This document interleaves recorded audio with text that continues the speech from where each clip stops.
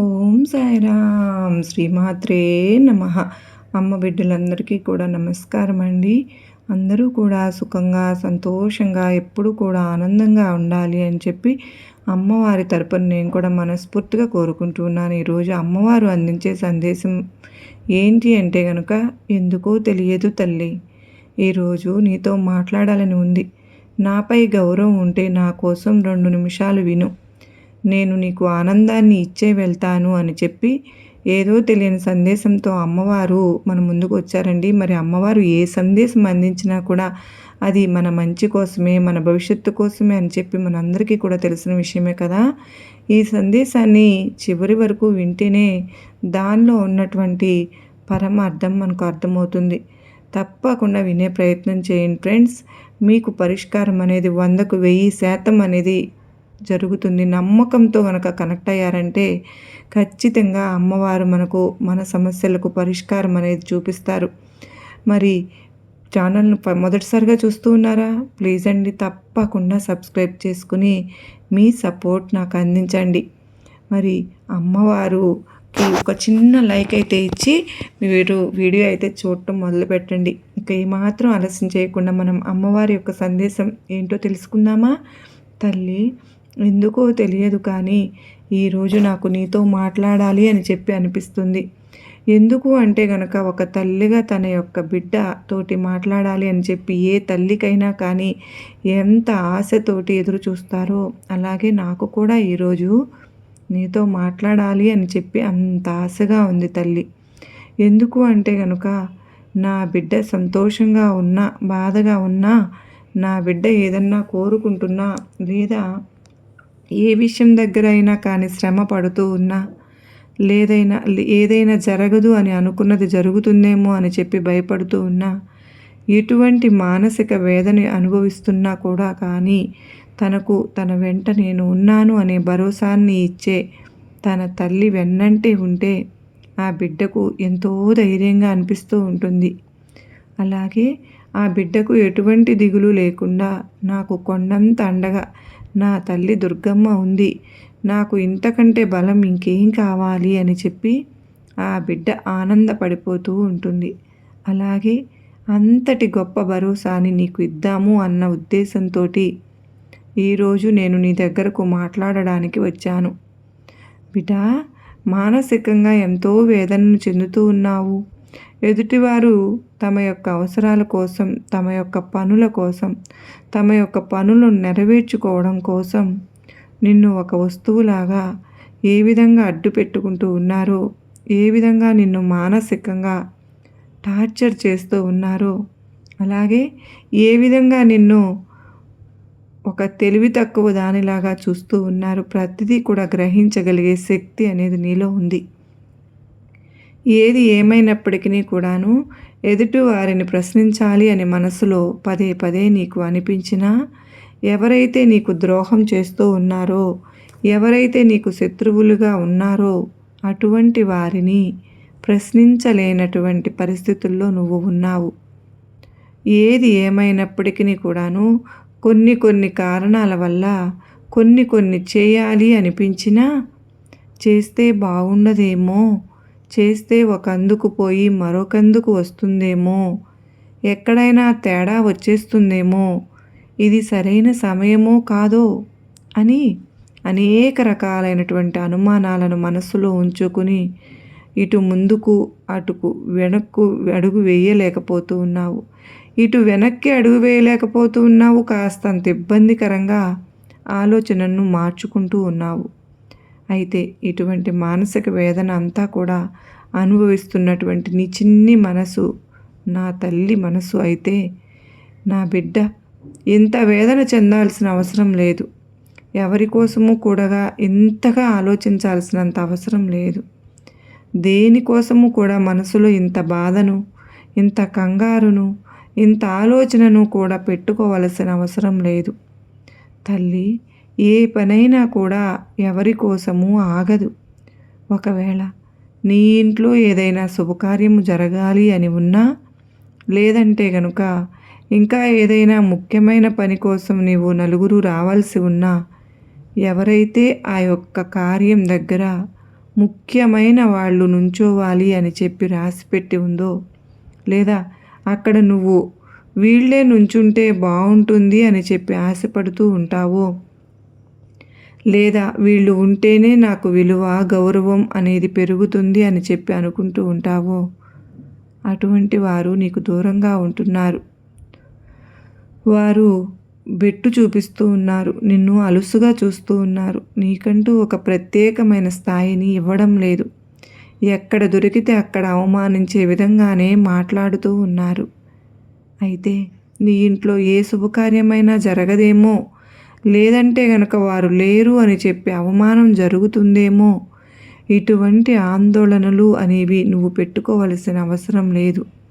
ఎందుకంటే నీ ఇంట్లో ఏదైతే శుభకార్యాలు జరుగుతున్నాయో వాటన్నింటిలో కూడా ముఖ్యమైన ప్రతి వ్యక్తి కూడా అక్కడ నిలుచుంటారు అని చెప్పి నువ్వు ఖచ్చితంగా నన్ను నమ్మి తీరాలి. ఇక తరువాత నీకు శత్రువులు చాలామంది ఉన్నారు తల్లి. ఎందుకు ఈ మాట అంటూ ఉన్నాను అంటే గనుక, బిడ్డ, ఎవరైతే మంచిగా ఉంటారో, ఎవరైతే తెలివిగా ఉంటారో, ఎవరైతే ప్రతి పనిని కూడా 10 సార్లు ఆలోచించుకుని చేస్తారో, ఎవరైతే ఒక్కొక్క మెట్టు వారి యొక్క జీవితంలో ఎక్కుతూ వారి యొక్క లక్ష్యాన్ని సాధించడానికి దగ్గరలో ఉంటారో, అటువంటి వారికి బంధుమిత్రులలోనే శత్రువులు ఎక్కువగా ఉంటారు. వారు మేము ఏడుస్తున్నాము నీ మీద పడి, మేము నిన్ను చూసి కుళ్ళుకుంటున్నాము, నీ యొక్క ఎదుగుదలను చూడలేకపోతున్నాము అని చెప్పి ఎప్పుడు కూడా నీ కళ్ళ ముందు చెప్పరు. కానీ వారి యొక్క మాట రూపంలోనో, వారి యొక్క పని రూపంలోనో, లేదంటే కనుక వారు ఎదుటి వారి దగ్గర నీ గురించి చెప్పే మాటల రూపంలోనో వారి యొక్క స్వార్థపు బుద్ధిని, వారి యొక్క ఈర్ష్యపు అసూయను బుద్ధిని చూపిస్తూ ఉంటారు. అదేదో ఒక రకంగా నీ చెవిన పడుతూనే ఉంటుంది. అప్పుడు నీకు తెలుస్తుంది, ఆహా, ఇంత ఈర్ష్యను, ఇంత అసూయను, ఇంత కుట్రను నా మీద చూపిస్తూ ఉన్నారా అని చెప్పి. అందులోనూ ఈ విధంగా చూపించేవారు పరాయి వాళ్ళు కాకుండా ఇంట్లో వారే అవ్వడం అనేది చాలా వరకు కూడా దరిద్రపు విషయం. ఎందుకు ఈ మాట అంటున్నాను అంటే కనుక, ఎప్పుడైనా కానీ మనం బాగుపడుతున్నాము అంటే మన వెన్నంటే ఉండి మనకి సపోర్ట్ అందించవలసిన వ్యక్తులే, మనకు అండగా భరోసాగా నిలబడవలసినటువంటి వ్యక్తులే నిన్ను చూసి ఈర్ష్య పడుతున్నారు, అసూయ పడుతున్నారు అంటే అక్కడ సగం నిన్ను ఒంటరిగా చేశారు అనే కదా. కాబట్టి అటువంటి వారితోటి చాలా జాగ్రత్తగా ఉండాలి. అటువంటి మిత్రులలోనే, అది తోడికోడళ్ళ రూపంలోనూ, అత్త రూపంలోనో, లేదంటే కనుక స్నేహితుల రూపంలోనో, లేదంటే కనుక ఎదుటి వ్యక్తి బాగుపడుతున్నాడు అని చెప్పి కొంతమంది బంధుమిత్రులలో దూరపు వాళ్ళు కూడా ఉంటారు. వారి రూపంలోనూ నీకు దిష్టి తగులుతూ ఉంది. ఈ యొక్క దిష్టి అనేది నిన్ను తాకిన ప్రతిసారి కూడా ఏదో ఒక రకంగా నువ్వు అనారోగ్య పాలు అవుతూ బారిన పడుతూ ఉన్నావు. మానసికంగా నువ్వు శాంతంగా ఉండలేకపోతున్నావు. ఎప్పటికప్పుడు కంగారు పడిపోవడము, ఎప్పటికప్పుడు టెన్షన్ పడిపోవడము, ఆందోళనగా అనిపించడము, భయపడిపోతూ ఉండడము, మానసికంగా ప్రశాంతత లేకుండా పోవడము, నిద్ర సరిగా పట్టకపోవడము, ఆకలి సరిగా వేయకపోవడము, ఏదో ఒక ముద్ద తినాలి అని తింటున్నా కూడా అది అరుగుదల లేకపోవడము, ఇలా ఏదో ఒక రూపంలో ఏదో ఒక సమస్య అనేది నిన్ను వెంటాడి వేధిస్తూనే ఉంది. అసలు ఈ సమస్యలన్నీ కూడా నాకే ఎందుకు పెడుతున్నావు దుర్గమ్మ అని చెప్పి మళ్ళీ నువ్వు నన్ను నిందిస్తూనే ఉన్నావు. కనుకనే ఈరోజు మనసు విప్పి నీతో మాట్లాడాలని వచ్చాను. బిడ్డ, ప్రతి మనిషికి కూడా వారి యొక్క స్థాయిని బట్టి, వారి యొక్క స్థితిని బట్టి, వారి యొక్క చుట్టుపక్కల ఉండే బంధుమిత్రులను బట్టి ఎవరికి ఉండే ఏడుపులు వారికి ఉంటూనే ఉంటాయి. అటువంటి ఏడుపులు అనేవి ఇప్పటి రోజుల్లో సర్వసాధారణం. ఎందుకు అంటే ఈ అప్డేట్ అవుతున్న జనరేషన్లో మునుపటితో పోల్చుకుంటే, అంటే ఈ యొక్క ఫోన్లు కానీ, ఈ యొక్క నెట్వర్క్స్ కానీ, ఈ యొక్క ఫోన్ కాల్స్, ఫ్రీ కాల్స్ రావడం కానీ, లేదంటే గనక అన్‌లిమిటెడ్ కాల్స్ మాట్లాడుకోవడాలు కానీ, ఇవన్నీ కూడా ఎప్పుడైతే ప్రారంభమైనాయో అప్పటి నుంచే మనిషిలో ఇవన్నీ కూడా ప్రారంభమయ్యాయి. నువ్వు చిన్నతనంలో చూసుకున్నట్లయితే నువ్వు నీ యొక్క స్నేహితునితోటి మాట్లాడాలి అన్నా కొని, లేదంటే గనుక మీ అమ్మమ్మతోటో, తాతయ్యతోటో, నీ యొక్క బంధువులతోనో మాట్లాడాలి అంటే ఒక్క రూపాయి వేస్తే ఒక్క నిమిషమే మాట్లాడేదానివి. ఆ ఒక్క నిమిషం కూడా వారి యొక్క శ్రేయస్సు కోరుకునే దానివి. కానీ ఇప్పుడు ఉదయం నుంచి సాయంత్రం వరకు మాట్లాడినా కూడా నెలకి 300, 350 అంటే రోజుకు రూ. 10 నుంచి రూ. 15 లోపే పడడం వల్ల మనిషికి ఫోన్ కాల్స్ మాట్లాడడం ఎక్కువైపోయింది. ప్రేమలు చూపించడం తక్కువైపోయింది. ఇలా ఈ యొక్క ఫోన్లోనో ఉన్నవి లేనివి వాళ్ళ మీద వీళ్ళ మీద ఒకరి మీద ఒకరికి చెప్పుకోవడాలు, ద్వేషాలు పెంచడాలు, పగలు పెంచడాలు, ప్రతీకారాలు పెంచడాలు, బంధాల మధ్య ఎడబాటులు రావడాలు, ఈర్ష్య అసూయలతోటి మనిషి యొక్క మనసు నిండిపోవడాలు, ఇలా ఈ అప్డేట్ అవుతున్న జనరేషన్లో ఈ యొక్క నెట్వర్క్లు వచ్చిన తరువాత పిల్లల యొక్క ఆరోగ్యం, పిల్లల యొక్క మానసికమైన స్థితి, పిల్లల యొక్క శారీరకమైనటువంటి స్థితి, పిల్లల యొక్క ఆహారపు అలవాట్లు, ప్రతి దానిలోనూ కూడా మార్పు రావడం అనేది గమనించాల్సిన విషయం. ఇక్కడ ఏది ఏమైనప్పటికీ కూడాను ఈ యొక్క అప్డేట్ అవుతున్న జనరేషన్ని వారి యొక్క లాభం కోసం వాడుకునే వాళ్ళు కూడా 100 మందిలో 10 మంది ఉంటే మిగతా 90 మంది వారి యొక్క నష్టం కోసం మాత్రమే వాడుకుంటూ ఉన్నారు. ఇలా నష్టం కోసం వాడుకుంటూ మేమే తెలివిగల వాళ్ళము, మేము చాలా చక్కగా మొబైల్ వాడుతూ ఉన్నాము, మేము ఎంత రేటు పెట్టి మొబైల్ని కొనుక్కున్నాము, మేము ఇంత పెట్టి ఆన్లైన్ షాపింగులు చేస్తూ ఉన్నాము, మేము ఇంత పెట్టి డబ్బును వృధా చేస్తూ ఉన్నాము అని చెప్పి అనుకునే వాళ్ళు కొంతమంది అయితే ఈ ఫోన్ వచ్చిన తర్వాత ప్రేమలు, బంధాలు, బంధుత్వాలు, డబ్బులు అన్నీ కూడా మనిషి నుంచి దూరం అయిపోతూ ఉన్నాయి. అన్నింటికంటే ముఖ్యమైనటువంటిది ఆరోగ్యం కూడా మనిషి నుంచి దూరం అయిపోయింది. సోమరితనం అనేది ఎక్కువైపోయింది. అలాగే చిన్నపిల్లలు పెద్దవాళ్ళను ఎదిరించి మాట్లాడడం, అలాగే పిల్లలకు చదువు మీద ధ్యాస తగ్గిపోవడం, అలాగే ఒకరి పట్ల ఒకరికి ప్రేమలు తగ్గిపోవడం, స్వార్థాలు పెరిగిపోవడం, ఇటువంటివన్నీ కూడా ఎక్కువైపోతూ ఉన్నాయి.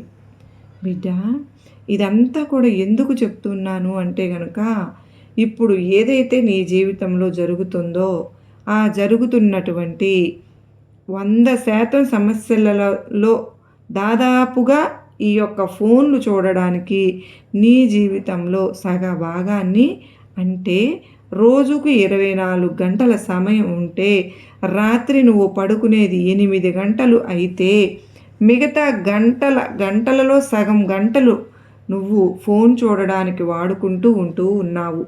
ఇలా నీ యొక్క సమయాన్ని వృధా చేయడం వల్ల నీ జీవితంలో ఎంతో ముఖ్యమైన క్షణాలు, నీ యొక్క భవిష్యత్తును బంగారంలాగా మార్చే క్షణాలు, అలాగే నువ్వు నీతో ప్రేమగా ఉండే వారిని దూరం చేసుకుంటూ నీకు అనవసరమైనటువంటి వాటినన్నింటినీ కూడా నీకు దగ్గర చేసుకుంటూ లేనిపోని కష్టాలను తెచ్చుకుంటూ ఉన్నావు అన్న ఉద్దేశంతో నేను ఈ మాటలన్నీ నీకు చెప్పడం జరుగుతోంది.